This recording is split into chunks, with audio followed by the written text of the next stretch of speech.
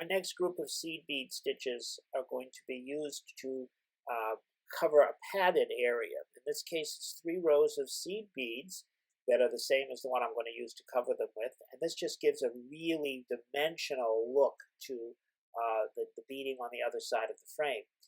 These rows could be seed beads, they can be bugle beads, they could be even sequins.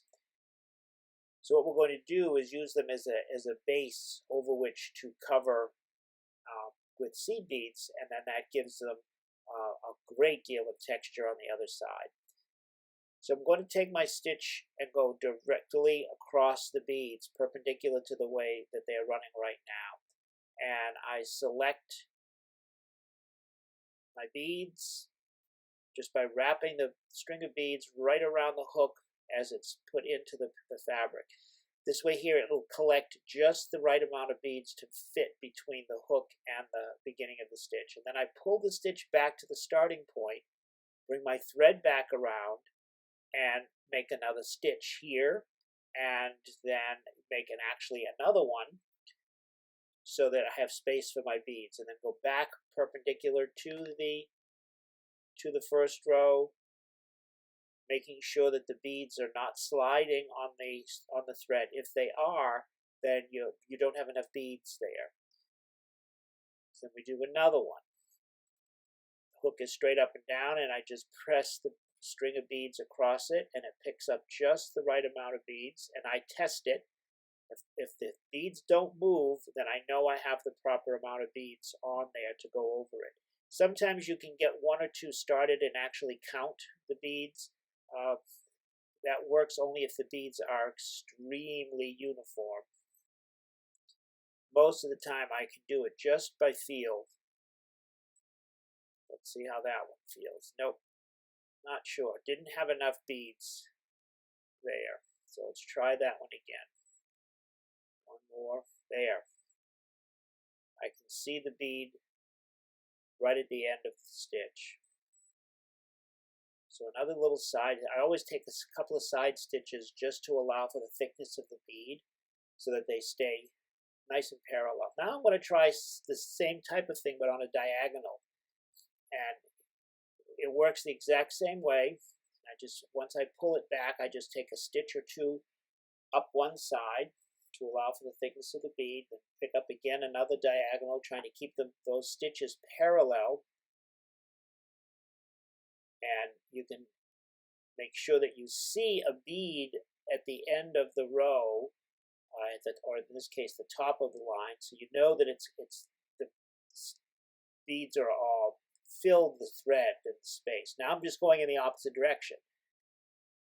You can do this in pretty much any direction.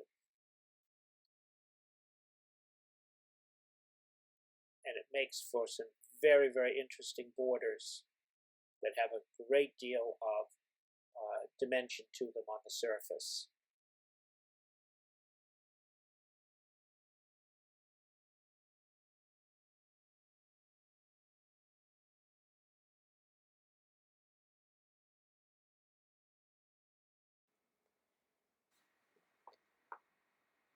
The next stitch is going to be a seed bead stem stitch.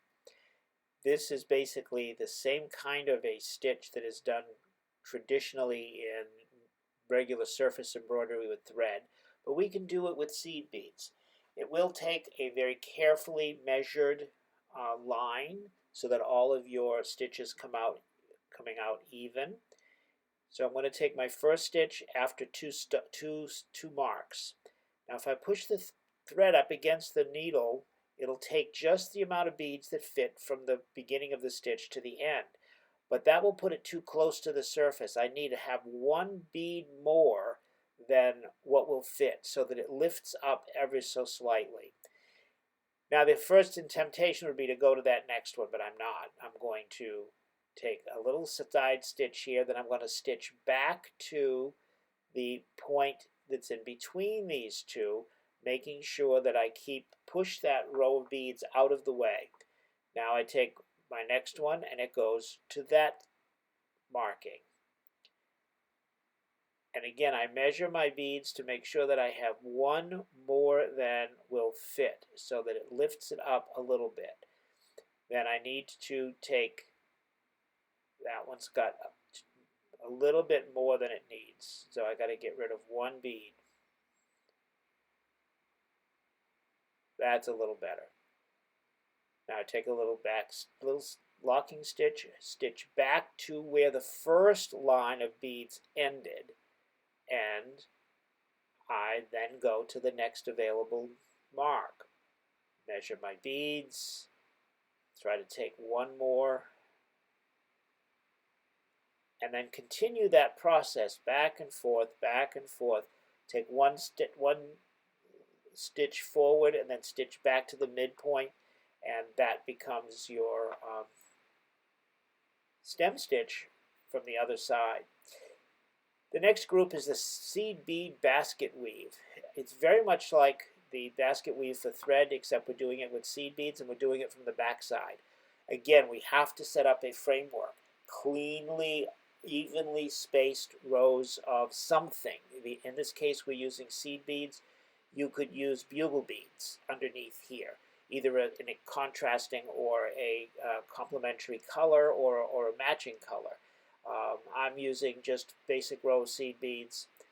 And you're going to do the same thing as we did with the thread basket weave, except we're taking a group of seed beads. So here I'm going over one of the bars with a group, and I take a small stitch, and then I will go over two of the bars, and always ending in between the bars with the appropriate number of beads.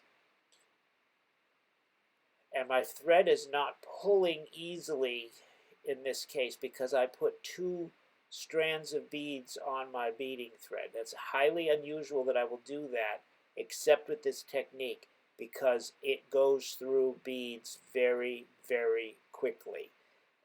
You can go through a whole strand of beads in probably about 5 or 6 inches of this kind of a stitch. So this is the rare occasion where I will put two strands of beads on so I can cover more area quickly. But it's the same process. It's alternating, going over one of the bars, and then over two, over two, over two, over two.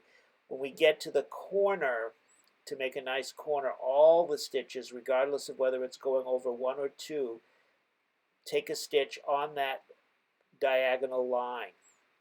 That makes for a nice mitered corner, and then you just repeat the pattern that's set up on the other edge of the other leg of the design. With seed beads, you only need to make 2 rows of the same pattern, as opposed to the 4 rows with just thread. 2 rows of seed beads shows up nicely on the surface, whereas 4 rows of seed beads might be a little bit overpowering.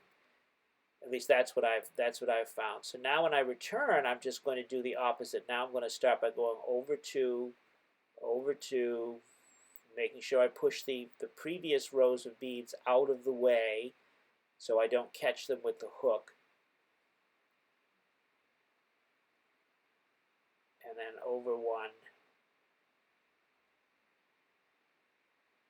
Around the corner again, and you just continue this process for the entire length or size of your border. This does make a really, really, really rich and dimensional border to a design. And you just continue to follow that same process with just 2 rows of each of the patterns. Now when I finish it, sometimes the ends of the last outer rows don't want to stay on top of the seed beads.